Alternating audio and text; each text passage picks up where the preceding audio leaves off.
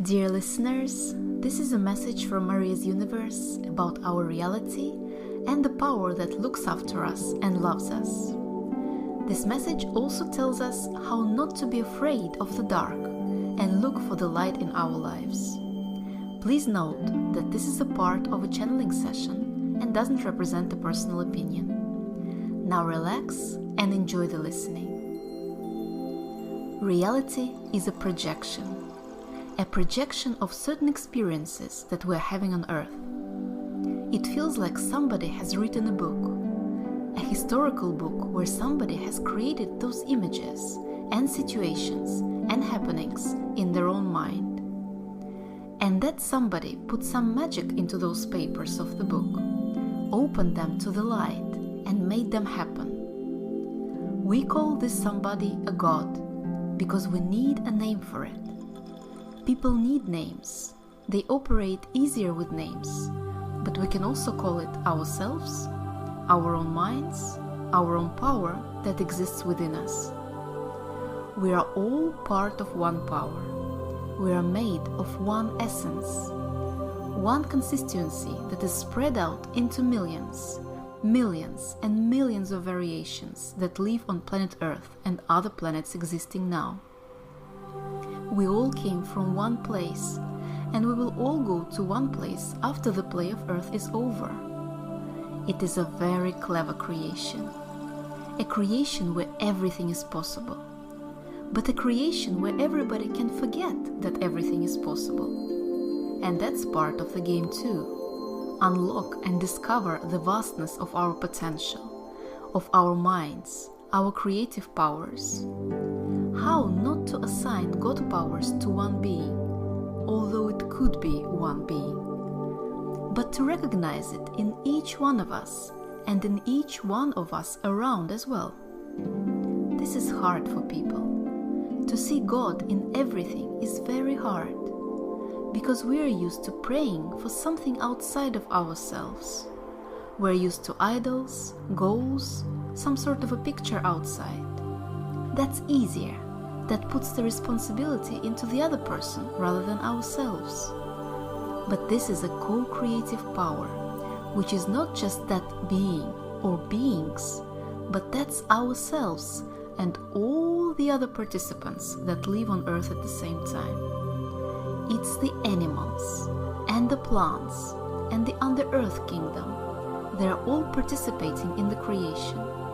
That's why it is so important to keep the energy flowing, to keep the unity of our creation, the joyful effort of creating a better place which is in our own hands. And we're all connected to one, and that one people call God. But that is just the unity of information. It's a very high frequency energy that is very loving. It is made of love, and it is extremely loving to all of us, because it knows all of us.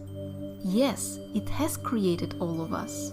It has thought us, but it is a part of us too. We communicate with it all the time. Not just when we go to church or we sit and pray, we communicate with it all the time. And this power doesn't have qualities, features, or manners that people think. It doesn't have behavior patterns. It's going to do this if we do this. It's just not there. This power is us, and what we think about this power is true. What we feel about this power is true.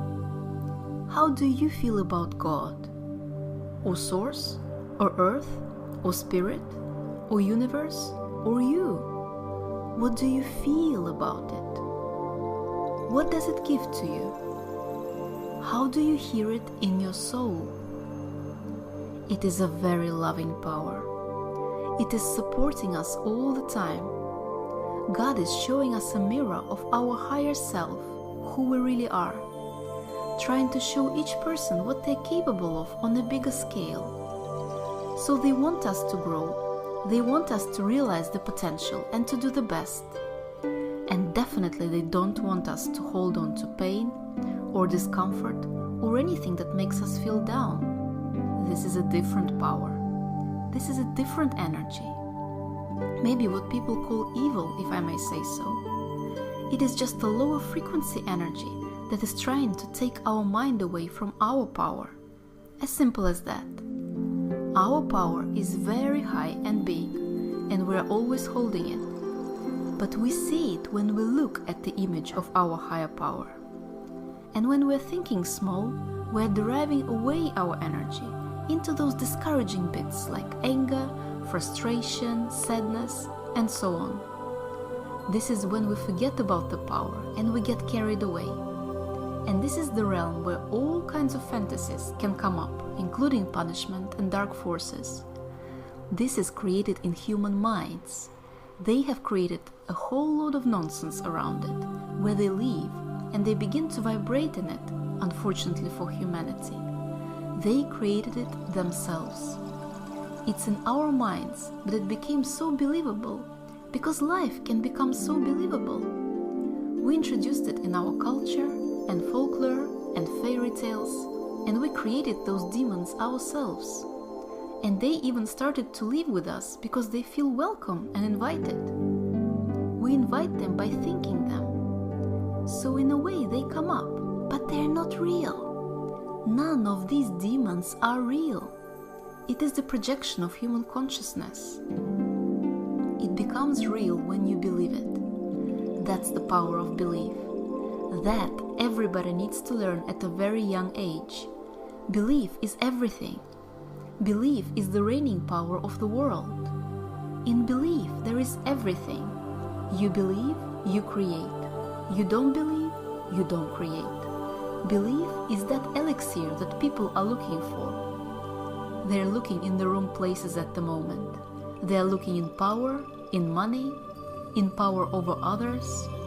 They think that they can get the elixir of creation by taking the power from others.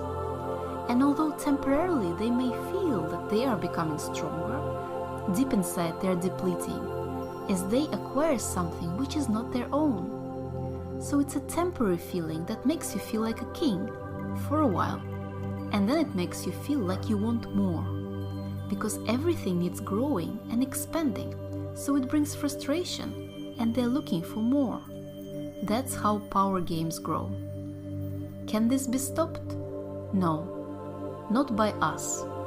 It can be stopped in the mind of that person who realizes the wrong path that they have taken, and that they are much better off building their own self rather than feeding on others. That takes some courage, some mental work, and some belief. So until that person realizes that they are doing wrong, it is hard to convince them. These souls need to realize it. But we can help certainly by raising our frequency and our consciousness. So every person can help by being their own best self, regardless of circumstances. Circumstances don't matter here. Don't think that, the world is bad, fear is everywhere, the world is hungry or not thriving. Yes, it may be so, but who are you in this game? What role are you playing?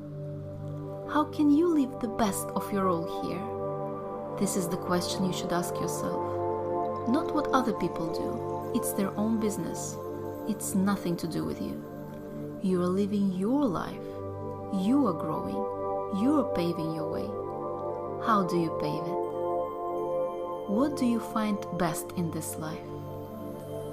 What best example can you give by your own life? Thank you for listening.